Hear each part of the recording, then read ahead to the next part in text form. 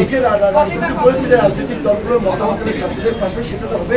তো এই মুহূর্তে যেটা আরেকটা কথা যেটা আমি বলতে চাচ্ছিলাম, এখন আমাদের আরো একটা যেটা বলছি, আহত নিহতদের ক্ষতিপূরণ চিকিৎসার পাশাপাশি একটা বার্নিং ইস্যু হচ্ছে প্রশাসনের মধ্যে যে একটা দুর্বৃত্তের সিন্ডিকেট যারা গড়ে উঠেছিল তাদেরকে কিন্তু অনতিবিলম্বে গ্রেপ্তারের ব্যবস্থা করা, তাদেরকে বিচারের মুখোমুখি করতে হবে, তাহলে তারা দেশ থেকে পালিয়ে যাবে।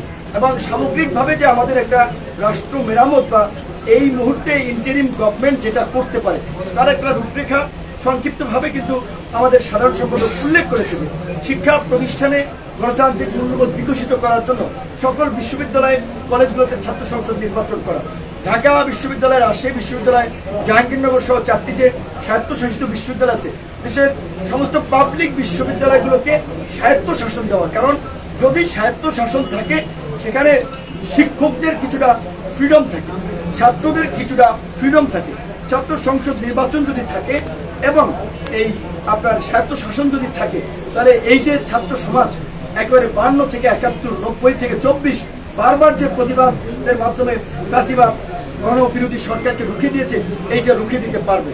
এবং এখন এই নির্বাচন কমিশন, বিচার বিভাগ, দুর্নীতি দমন কমিশন, এটা কিন্তু সংস্কার করতে হবে।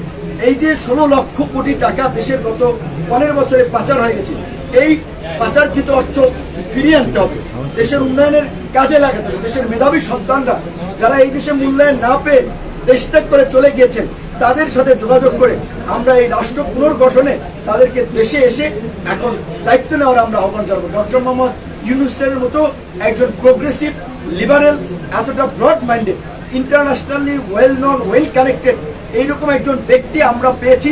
এটা আমাদের দেশের জন্য যে একটা কত বড় সম্পদ, কাজী তার হ্যান্ডস লাগবে, তার হেল্পিং হ্যান্ডস লাগবে এই রাষ্ট্রকে মেরামত করার জন্য। সুতরাং আমি আমাদের দেশের যারা বংশোদ্ভূত সন্তানেরা বাইরে আছেন, ইঞ্জিনিয়ার, ডাক্তার, প্রকৌশলী, যারা বিভিন্ন সেক্টরে গুরুত্বপূর্ণ দায়িত্ব পালন করছেন, তাদেরকে বলবো বাংলাদেশ আপনার মা মাটি আপনাকে ডাকছে। এই বাংলাদেশকে নতুন করে বিনির্মাণ করতে হবে। নয়া রাষ্ট্র ব্যবস্থার জন্য রাজনৈতিক সমঝোতার প্রয়োজন হবে। অবশ্যই রাজনৈতিক দলগুলো সেই সমঝোতার আলোকে